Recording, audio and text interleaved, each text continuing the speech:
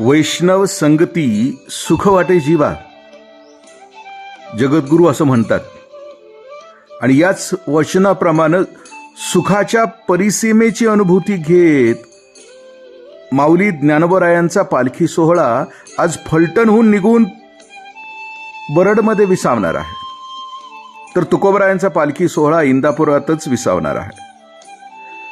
सर्व सुख ल्यालो सर्व अलंकार, आनंदे निर्भर डुल्लत असे.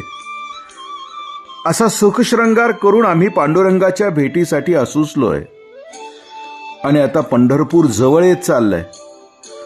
त्यामुळे वातावरणातील उत्सुकता आणि चैतन्य वाढतच निघालं आहे. मधूनच कधीतरी पावसाची सर येत असते, पण यावर्षी ती थांबलीये. गार वाऱ्याची मंद झुळूक सुद्धा थांबली आहे. सृष्टीनं नेसलेला हिरवा शालू सुद्धा या वेळेला नाही. पण हरिनामाचा गजर करत ही पालखी मात्र सुरू आहे. परंपरेचा वसा खांद्यावर घेत. यामुळे चालण्याकडे आणि चालण्यामुळे येणाऱ्या श्रमाकडे कोणाचं लक्षच नाहीये. जीवनभर अनेक वाटा तुडवल्या आणि खूप झिजणं झालं. पण इथं मात्र खऱ्या अर्थानं जीव, देह आणि भाव या सगळ्यांचं संवर्धन करणारी अनुभूती आणि फलश्रुती भोगता येते आहे. म्हणूनच तर सगळ्या वाटा चालण्यापेक्षा ही वाट चाललेली खूपच चांगली आहे.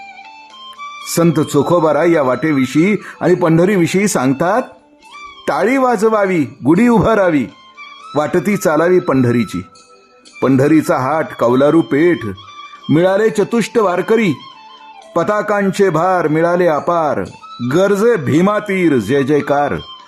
हरिनाम गरजता भय नाही चित्ता, ऐसे बोले गीता भागवत. खट नट यावे शुद्ध होऊनी जावे, दवंडी पिटी भावे चोखा मेळा. टाळी वाजवत गुढी उभा करत पंढरीची वाट चालू लागावी. मुळातच चोखोबरायांचे साहित्य प्रचंड नम्रतेनं, सहजतेनं आणि भावानं भरलेलं आहे. यात सहज भावानं ते सांगतात, टाळी वाजवा, गुढी उभा करा आणि पंढरीची वाट चालू लागा. टाळी वाजवण्यात एक नाद आहे. टाळी वाजवल्यामुळे माणूस रोगमुक्त पण होतो.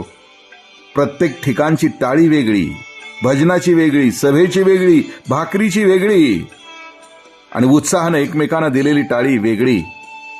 इथं मात्र भजनातील हरिनामाची टाळी वाजवायला सांगितली आहे, तर ती काय करते? टाळा टाळी लोपला नाद, अंगो अंगी मुरला छंद ही अनुभूती देते. म्हणून इथं टाळीला महत्व आहे. आम्ही लहान असताना कोणतीही समज नसताना कुणी यायचं, आम्हाला खेळवत खेळवत विठ्ठल विठ्ठल म्हणून टाळी वाजवायला लावायचं. तिथपासून ते आजपर्यंत सत्संगात वाजवलेल्या टाळ्यांनी सकारात्मक अशी ऊर्जाच आम्हाला दिली आहे. खरं तर हा आनंदाचा उत्सव आहे. इथं प्रेम भाव आहे, कारण प्रेम आणि भाव इथलं भांडवल आहे. सर्व तऱ्हेच्या वारकऱ्यांनी पताकांनी जय जयकाराने गजबजलेल्या या पंढरपूर नगरीत कुणी यावं, सगळ्यांनी यावं, खटानी यावं, नटानी यावं, या सगळ्यांनी यावं आणि शुद्ध होऊन जावं, अशी दवंडी भावयुक्त अंतःकरणानं आमचं चोखोबरा पिटत आहेत. विठ्ठल भेट व्हायची असेल आणि त्याला अखंड धारण करायची असेल तर भाव शुद्धच असायला हवा ना. म्हणून तर चोखोबराय म्हणतात, उस डोंगा परी रस नोहे डोंगा, काय भुललासी वरली या रंगा. नदी डोंगी परी नीर नोहे डोंगा, काय भुललासी वरली या रंगा. कमान डोंगी परी तीर नोहे डोंगा, काय भुललासी वरली या रंगा. चोखा डोंगा परी भाव नोहे डोंगा, काय भुललासी वरली या रंगा. म्हणजे भाव चोख असेल, समर्पित असेल तरच अपेक्षित अशी कृती आमच्याकडून होत असते. आमच्या या डोंग्या म्हणजे अंतर्बाह्य वक्रता धारण केलेल्या तना मनाकडून चोखोबारायांनी आमचे भावपूर्ण हित साधावे, ही प्रार्थना चोखोबारायांच्या चरणी आहे. आणि म्हणून वारीतला वारकरी हा भोळा असतो, सरळ असतो, निर्मळ असतो, पवित्र असतो.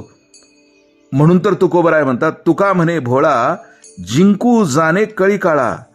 आणि वारीमध्ये हाच भाव निरंतर सर्व वारकऱ्यांच्या हृदयामध्ये असतो. जय हो, मंगल हो.